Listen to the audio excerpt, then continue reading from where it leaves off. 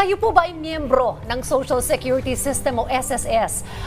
At gusto po ninyong mas mapalaki pa po yung inyong pensyon in the future? Well, perfect po dyan ang Pension Booster Program ng SSS.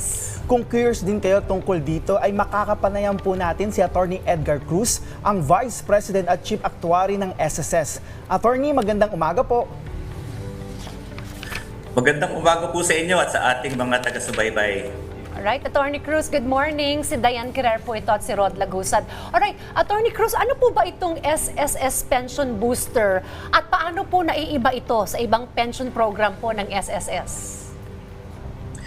Ang Pension Booster po ay isang bagong programa, isang long-term savings program ng SSS. Tama po kayo, meron tayong tinatawag na basic SSS pension. Ito yung mandatory, required sa lahat ng mga manggagawa at kumikita sa ating bansa.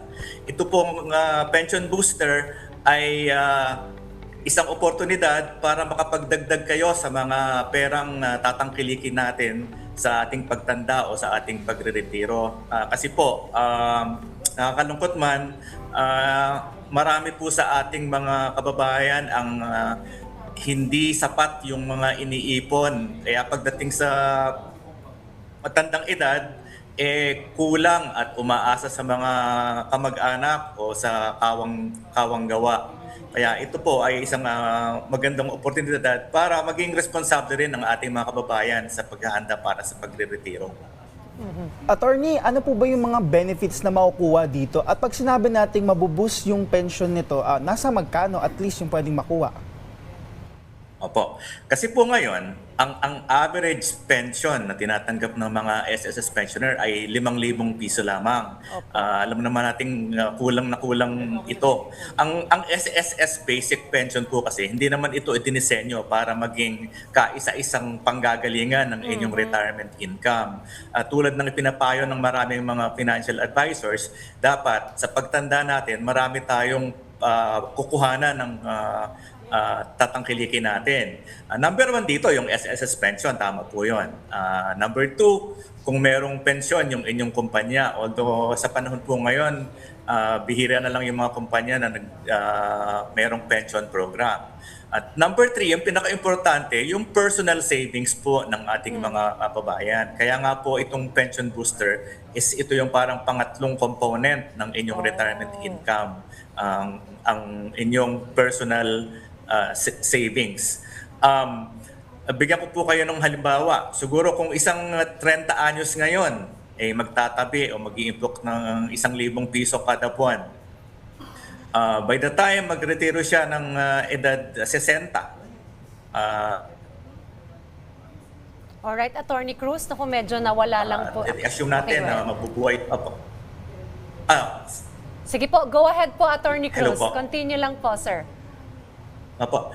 Ang sinasabi ko lang po, kung meron kayong dagdag na ipon, may dagdag na pension po. Yung isang average na tao na nag-impok ng 30-40 taon, 1,000 isang buwan, makaka-expect siguro kayo ng additional 8,000 to 9,000 a month of pension. So malaking bagay din po yung meron kayong dagdag na ipon. Opo. Dito sa Pension Booster Program po ninyo, Attorney, magkano po yung minimum and maximum contribution? Ito po ang maganda dito. Ang minimum contribution po ay 500 pesos lamang. At ang maganda dito, hindi naman kailangan buwan-buwan maghuhulog kayo ng 500 a month. Kung hindi kaya, kung kailan lang kayo may pera. Hindi katulad to ng mga private insurance na pag tumigil kayo sa pagbabayad, naglalapse yung policy. Ito po, hindi nawawala yung savings program nyo. Kung kailan nyo po kaya, kung kailan maluwag sa inyo. Attorney, dito sa scheme ng SSS, itong mga hulog nila, pwede ba nilang i-withdraw partially or in full na pag sila ay nagretiro na?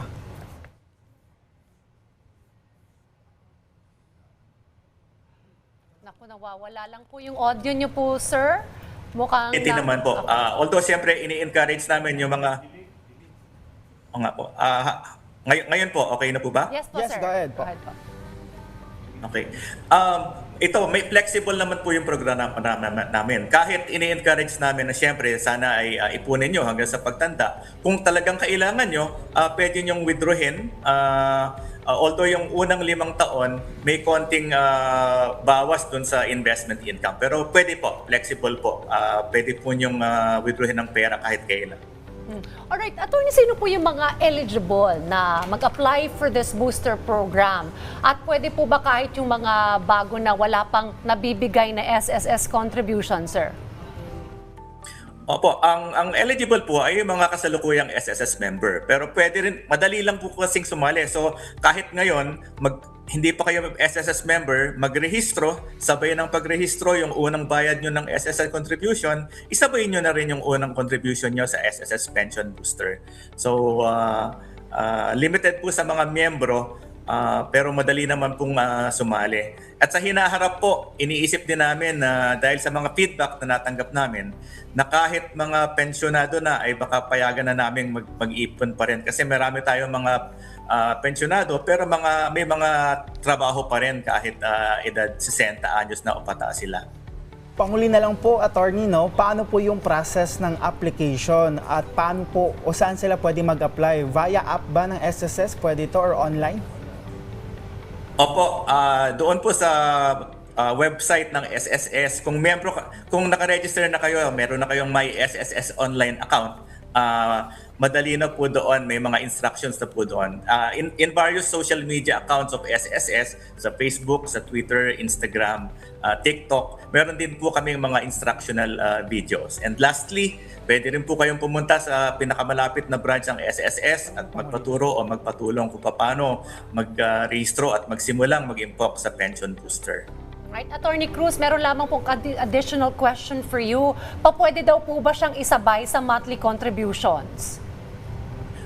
Opo, actually ito po yung ini-encourage namin na unahin niyo muna yung basic SSS kasi mas maganda po ang benepisyo talaga sa yung basic SSS pension, that's social insurance scheme. And then isabay niyo na to. Kaya conveniente po. Total nagko-contribute na kayo sa SSS basic program, isabay niyo na rin.